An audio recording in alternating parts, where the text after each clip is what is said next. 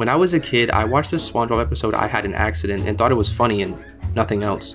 But now, watching it as an adult, it makes me realize there might be a darker and deeper meaning to this episode, and that this gorilla at the end is very, very suspicious. The episode starts off with SpongeBob and his gang skiing down a sandhill. SpongeBob decides he's going to show off doing impressions and tricks. Har har har, I'm Squidward. But his show ends abruptly when he falls off the cliff and slams right onto his bottom. He's sent straight to the hospital where he's told that his gluteus maximus is okay, and he's a very lucky boy. He then tells him that he needs to be careful or he will end up in the iron butt. Oh man. This is where we get introduced to the beginning of SpongeBob's agoraphobia. Agoraphobia is defined as extreme or irrational fear of entering open or crowded places, of leaving one's own home, or of being in places from which escape is difficult. Now I say beginning because SpongeBob hasn't completely fallen off the deep end yet. While leaving the hospital, he starts to freak himself out mentally, but then the physical world comes to scare him as well. SpongeBob gets terrified of a dude literally standing behind him and cries himself out of it. Hi-ya, hi-ya! But he's still not safe. A football player invites him to play and then smacks his teammate's butt, and then another fish invites him to join the 7-mile-long spanking machine. At this exact moment, SpongeBob sinks mentally into rock bottom. He runs home where he feels he can control his environment, sealing himself off from a world that suddenly seems menacing. SpongeBob has tricked his mind into thinking even stepping outside is dangerous. He goes absolutely insane, creating a little haven inside his home, and substitutes real friends for inanimate objects like a chip, a penny, and a used napkin. Sandy and Patrick, however, continue to be adventurous and try to invite SpongeBob to do something fun with them. Without exactly meaning to, they're actually providing SpongeBob with exposure therapy. SpongeBob, terrified of the outside world, would not allow peer pressure to work on him though. He is comfortable and figured out everything to stay home forever, like working and eating the water. This makes Sandy furious, and she claims she will find an activity so fun he will go outside. While Sandy's plan isn't awful to cure agoraphobia, according to Loyola.edu, 2 ways to cope with fear are to acknowledge and validate the fear, and to share the fear with others. So far, SpongeBob has done one of these things, share the fear with others, but not the first one. Instead of thinking logically about his fear, he'd rather run from it.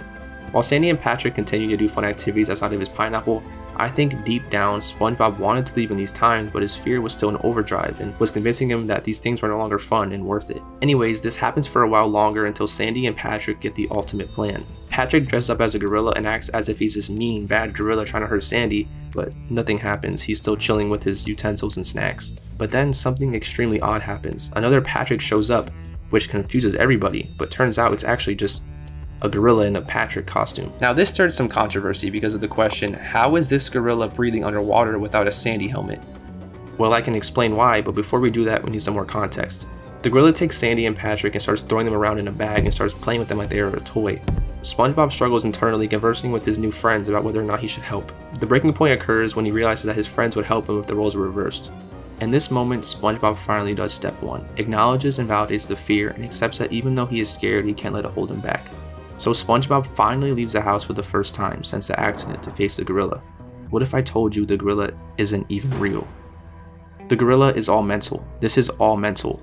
Let me explain. When the gorilla is introduced, we see the door to the pineapple wide open. Then when SpongeBob leaves the house, the door is closed, and we never see this door be closed by anyone. Also, when SpongeBob leaves the house, we see Squidward watering his plants, no care in the world. Which makes no sense, because if I saw a gorilla, I'd be across the entire sea in Shell City in a second. It seems that what we are seeing is the internal state SpongeBob is having, but not the actual reality. The creator of SpongeBob was a marine biology teacher, and he keeps his show very accurate to the ocean. According to azanimals.com, monkeys can hold their breath for 3 to 6 minutes, and some a total of 10 minutes. Now, even though he may have been able to hold his breath for the time he was on the screen, this idea completely evaporates when the gorilla talks. This means there's absolutely no way this gorilla could realistically be underwater. Even SpongeBob questioned the gorilla, asking him, what's a gorilla doing underwater anyways? The gorilla is actually just the heart of his fear, and Sandy and Patrick being taken is actually just them trying to get him out of his pineapple, while his fear, the gorilla, keeps him inside. SpongeBob realizes how hard his friends are working, and stands up to face his fear, which he does. When he steps out, he's walking right into what he thinks is a dangerous world, but does it for his friends who have been trying to get him out of his pineapple for so long. When he goes head to head with the gorilla, this is him standing face to face with his fear and saying, I am not scared of you, which he says as soon as the gorilla tears him apart. This also symbolizes sometimes we have to be okay with being hurt and not let it break our mental state completely. The road is terrifying, and I think the creator wanted to portray us while also keeping it silly and funny since it's a SpongeBob episode. Sometimes, no matter how scared you are, you need to face the gorilla, and not let the gorilla hold you back from living your life.